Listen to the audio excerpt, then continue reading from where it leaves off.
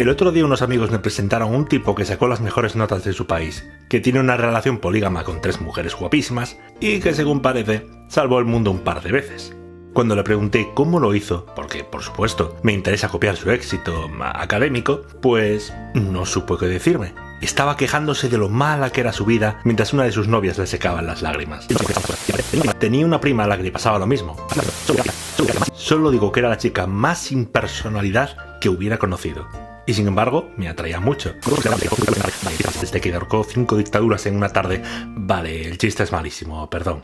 Perdón por tanta tontería. Gracias si has llegado hasta aquí y aún no te has ido a hacer otra cosa. Y sí, voy a hablar de las Mary Sue y los Gary Stu.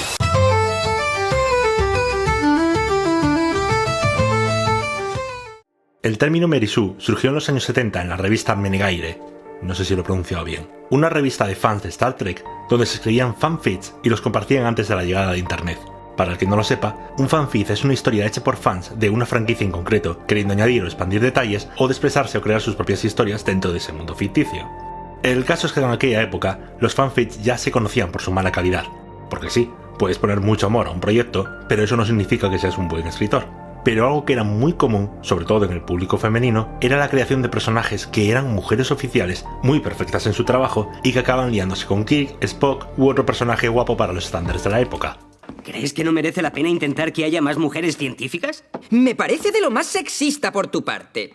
Yo creo en una sociedad sin géneros como en Star Trek, donde hombres y mujeres de todas las razas y credos trabajan codo con codo como iguales. ¿Quieres decir donde son tan avanzados como para inventar el motor Warp interestelar, pero donde una chica negra contestaba el teléfono espacial? A ver, por una parte es verdad que a Star Trek en aquella época le faltaban personajes femeninos, y muchos fans querían introducir algunos para poder sentirse identificadas, pero algunos de esos fanfics tenían el problema de que a veces solo eran para poder cumplir fantasías personales, lo que se llama la autoinclusión. Hablaré de ello más tarde. Bien, pues una de las escritoras de esta revista, llamada Paula Smith, decidió parodiar todo esto escribiendo un personaje, la teniente Mary Sue, una chica de 15 años que era la mujer más joven de la flota estelar, más inteligente que Spock, mejor líder que Kirk y que encima hacía que ambos hombres sintieran mariposas en el estómago por una menor de edad. Al final de su historia, todo el mundo la quería porque sí, y muere en un sacrificio final que hace llorar a todo Kiski. Para más Inri de su gran perfección, en el mundo de Star Trek hay una prueba diseñada para ser imposible de superar, básicamente para comprobar cómo reaccionan los cadetes ante una situación de pérdida absoluta antes de lanzarlos al espacio. Por supuesto, ella superó la prueba que, literalmente, está diseñada para que pierdas. En resumen, que Mary Sue era la parodia de la forma de escribir estos personajes, ¿con intención de desmotivar a las escritoras? No, solo era una parodia, y también una forma de motivar a escribir personajes mejores. Pero ese nombre empezó a hacerse popular, y con la llegada del fanfiction en internet, el término salió de Star Trek para aplicarse a otras historias, y con el tiempo, a la misma escritura.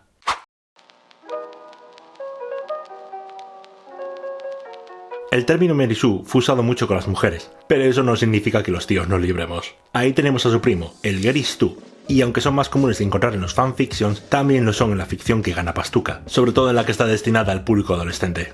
Un ejemplo que voy a poner es Thomas, del Corredor del Laberinto. Este tipo llega de la nada a un laberinto donde hay chavales encerrados y donde nadie ha conseguido escapar en varios años. No eres como los demás, sientes curiosidad. Pero llega él y consigue resolver todos los problemas que nadie pudo en todo ese tiempo. Pero, ¿por qué nadie tenía sentido común?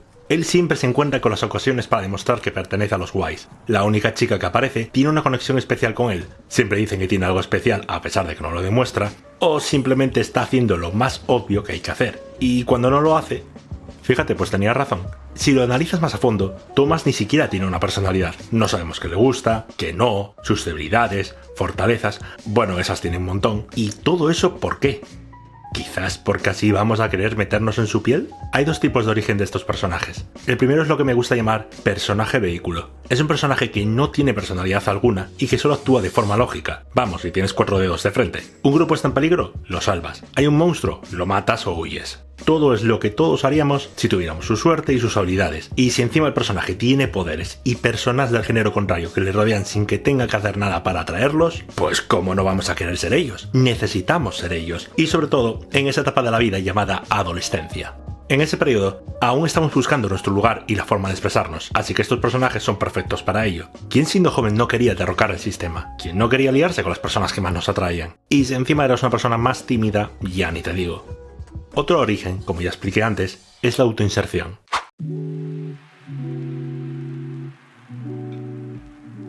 Quiero hacer un vídeo aparte sobre esto, pero en general, la autoinserción es cuando el autor se mete en su propia obra. Puede ser con algo gracioso, como hacía Ibáñez en sus cómics de Mortadelo y Filemón, o puede ser con ese personaje ficticio al que el autor inspira a ser. Más guapo, más fuerte, invencible.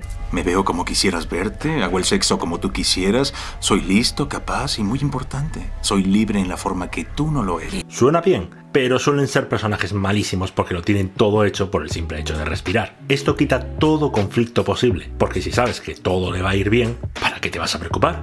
Además, como es el propio creador siendo el protagonista de su historia, el mundo siempre le va a dar la razón. Así que da igual que el personaje sea un capullo con el resto o no sepa sumar 1 más 2. Todo el mundo lo va a creer o lo va a respetar, porque hasta los que le llevan la contraria son creaciones suyas, así que siempre tendrá la razón y nadie le llevará la contraria. Y si lo hace, es que está equivocado. Esto, por supuesto, sirve en muchos casos para el ego del autor, para hacer ver que solo él tiene la razón, que es perfecto, que él tiene todas las respuestas y... ¿Por qué me estáis mirando? En los fanfics es normal encontrar la autoinserción, sobre todo la de ciertas personas liándose con sus amores platónicos, y... ¿hay diferencias entre Geristu y Merisu aparte del nombre?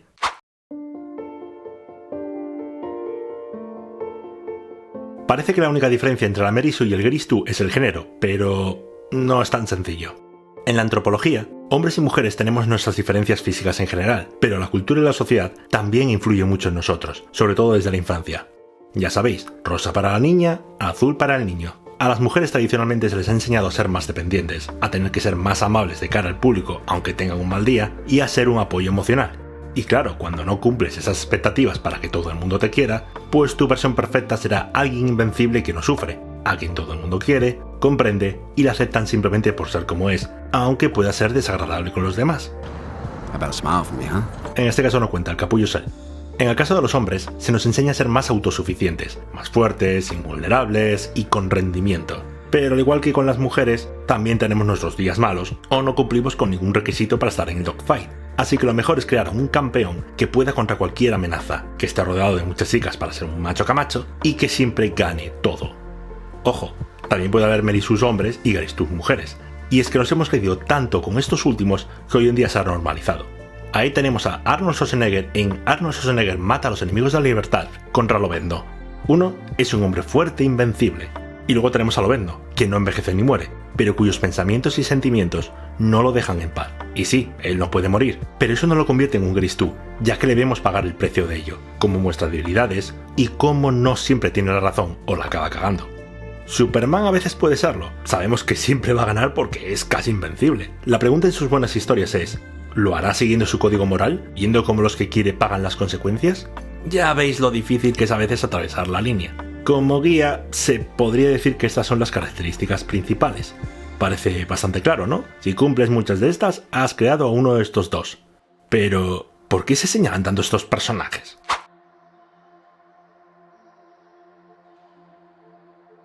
Esto va a ser muy corto. Como ya he explicado, el Geristu ha sido muy común, sobre todo en los 80, o con Tom Cruise en Tom Cruise salva el mundo o pilota un avión. Y claro, ha sido tan común que muchos no se han dado cuenta, pero cuando hacen lo mismo a un personaje femenino, parece que ya es lo peor. Esto por supuesto es más de la gente de internet, porque los que simplemente van a pasar el rato les importa 3 pimientos. Esto, las modas y demás, han hecho que todo tipo de personajes entren en estas listas negras sin ni siquiera serlo. La verdad es que no me gustan estos debates porque la mayor parte de veces se ve de sobra lo de uno y lo de otro y no se llega a nada porque cada uno se queda en una zona de confort para sentirse guay y cómodo. Así que ¿para qué perder el tiempo? Mirad, si un personaje es malo, pues es malo, ya está, sea un Gerisu o un Meristu. YouTube no me da de comer, así que me importa una. Ya he colocado la lista y aunque no es oficial y los tribunales de opiniones de internet no lo han aprobado, se acerca a lo que podría ser. Pero, ¿acaso lo del Sugeri la Stu María es de verdad malo?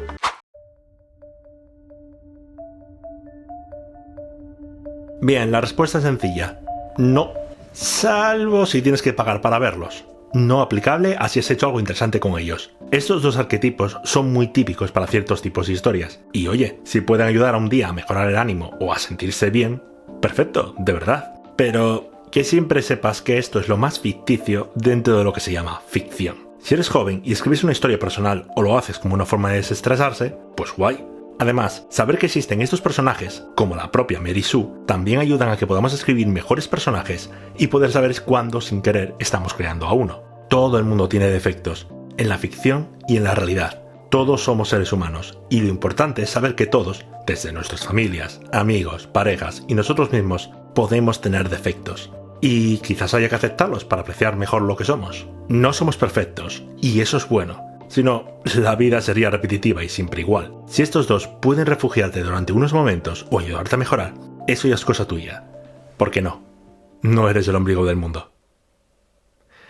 Y luego me pregunto por qué no se suscribe nadie.